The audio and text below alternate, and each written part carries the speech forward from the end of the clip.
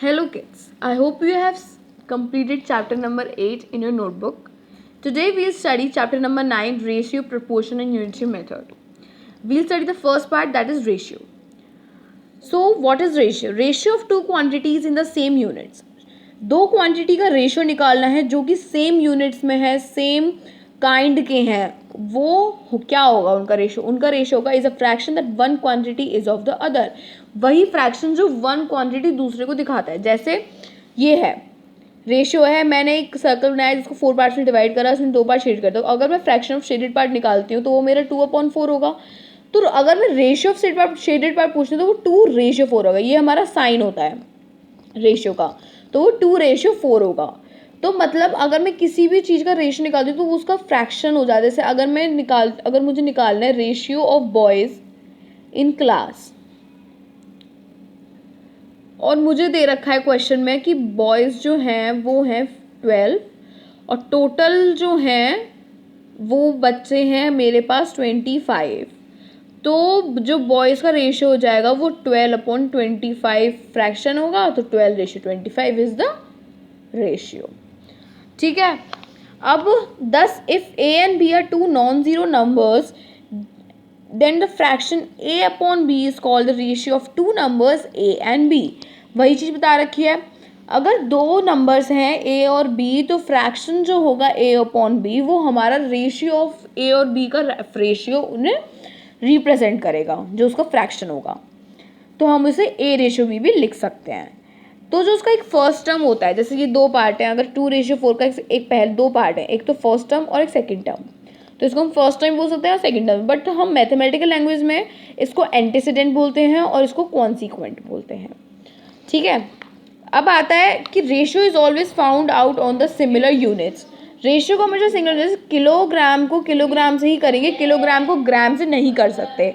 Boys को boys से ही compare करेंगे, बॉयज़ को बुक से नहीं करेंगे. वैसे ही हम मतलब एक ही टाइप की सिमिलर क्वांटिटी को एक ही टाइप की सिमिलर क्वांटिटी उसी सेम से करेंगे, उस अलग से नहीं करेंगे. फिर आता है इक्विवेलेंट रेशियो.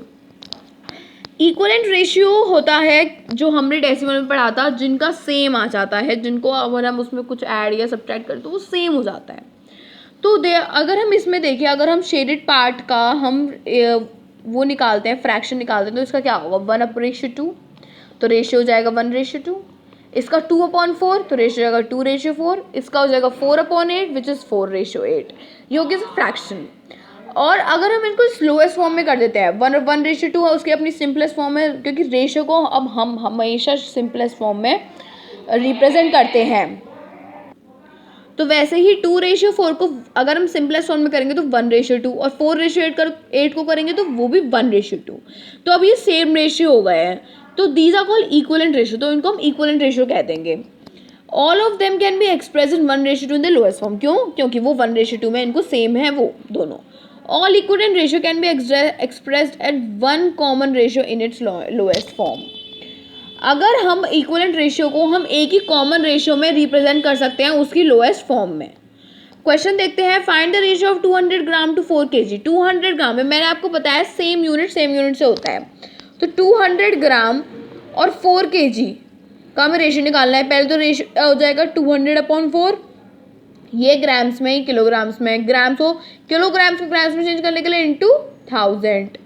तो ये 2 से 2 ये हो जाएगा 1/20. तो इसका रेशियो क्या हो जाएगा 1:20. ठीक है. ऐसे ही क्वेश्चंस हैं. अब हम पढ़ेंगे कंपैरिजन ऑफ रेशियोज.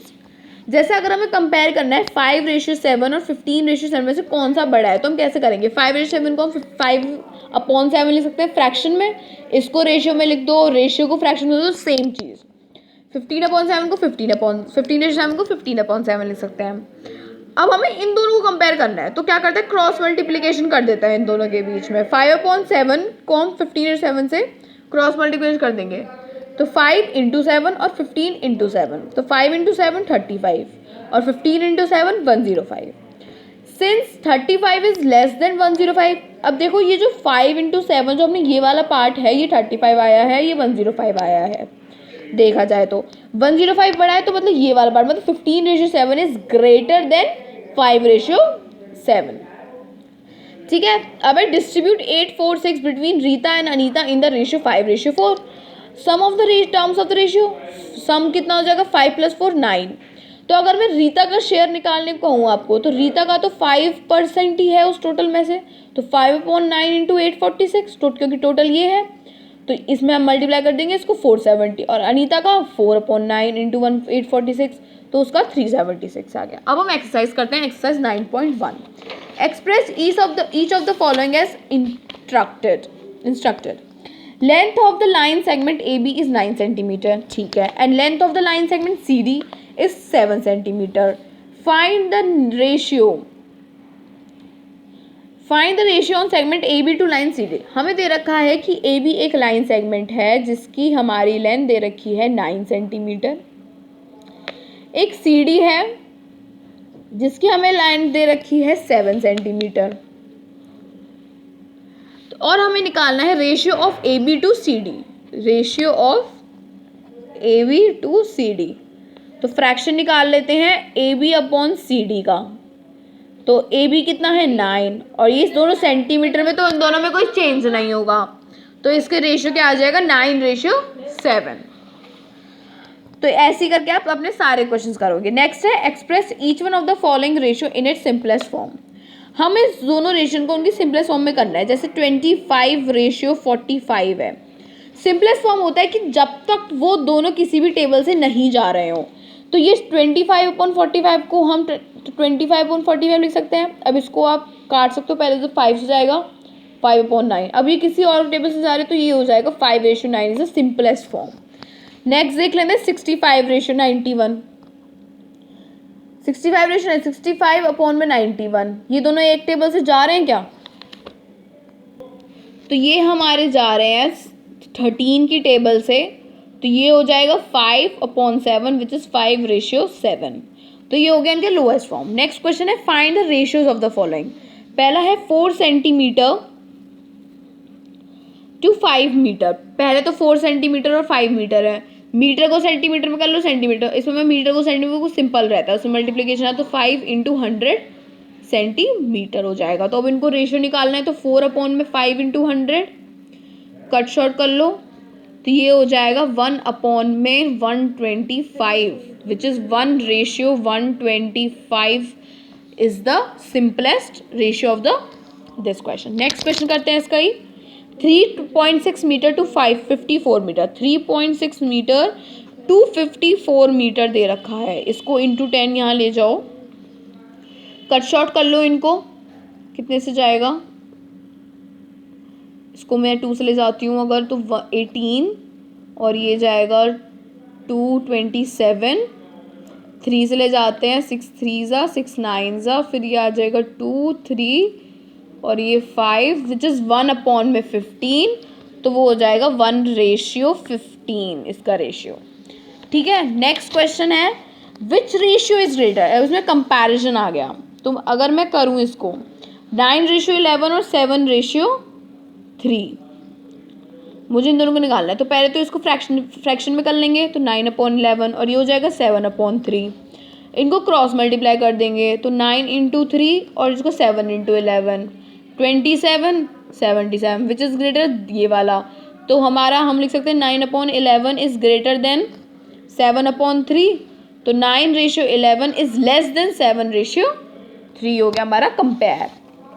ठीक है। ऐसे अगर मैं सेकंड पार्ट देखूं इसका 3:4 और 5:6, तो उसमें करो पहले तो फ्रैक्शन में 3/4, 5 5/6, क्रॉस मल्टीप्लाई हो जाएगा 3 × 6 और ये हो जाएगा 5 × 4, 6 3 18, 5 4 20, तो 20 बड़ा है तो इस तरफ आ जाएगा, तो 3/4 इज़ लेस देन 5/6, तो 3:4 इज़ लेस देन 5:6। कंपैरिजन। अब आते हैं filling the blanks. Ratio has no units, कोई यूनिट नहीं होती रेशियो की, हम उसमें कुछ नहीं लगाते मीटर सेंटीमीटर, वो सिंपल नंबर्स होते हैं दो जो कंपैरिजन करते हैं उनके बीच में। The first term of the ratio is called as antecedent, याद रखिएगा, ये क्वेश्चन फिलअप्स में आ सकता है। Second term of the ratio is called consequent. Next है distribute 65 in 2 parts such that ratio of the parts be 8:5। तो हमें 65 को दो पार्ट में कन्वर्ट करना है जिसमें हमारा जो रेशियो है वो 8:5 आ रहा है दोनों के बीच में। तो ये हमारा उस एग्जाम्पल की तरह ही है। तो अगर मैं इसको देखूं तो पहले तो हम इनका सम ऑफ वो निकालेंगे पार्ट्स का। सम ऑफ पार्ट्स क्या आ रहा है?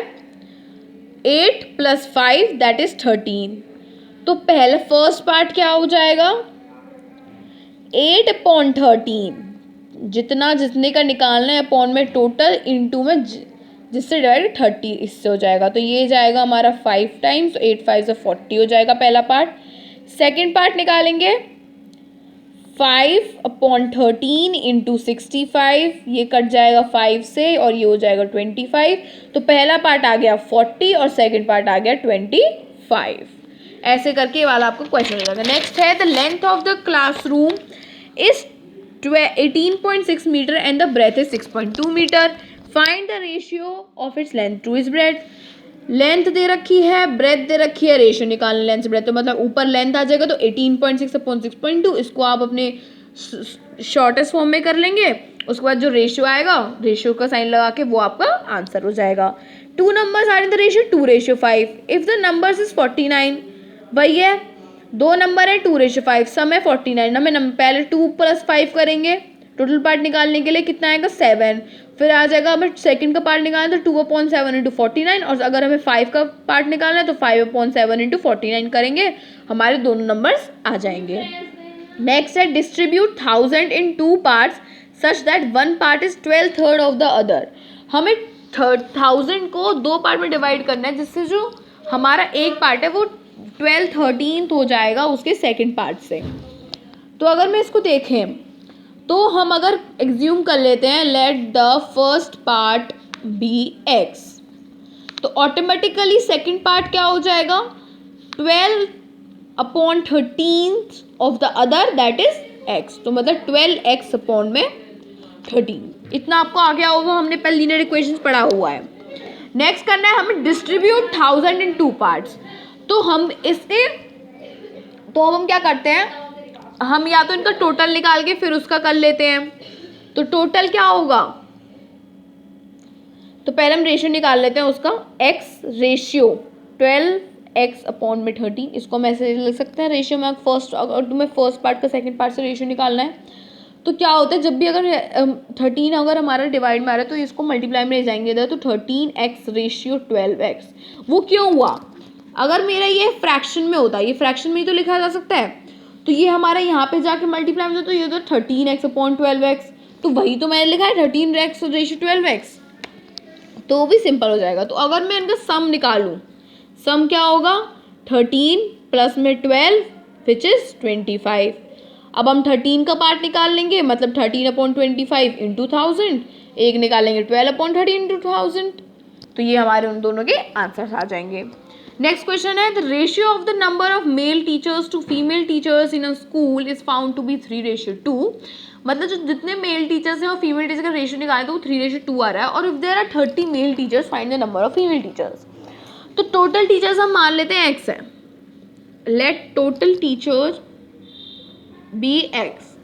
तो अकॉर्डिंग टू क्वेश्चन देखें तो नंबर ऑफ मेल टीचर्स कितने आ रहे हैं 3, और अपॉन में 5, इसका टोटल क्या होगा 3 + 2 का टोटल क्या होगा 3 + 2 5, और इनटू में कितने हैं टोटल 30 नहीं ऑफ x, क्योंकि टोटल टीचर्स।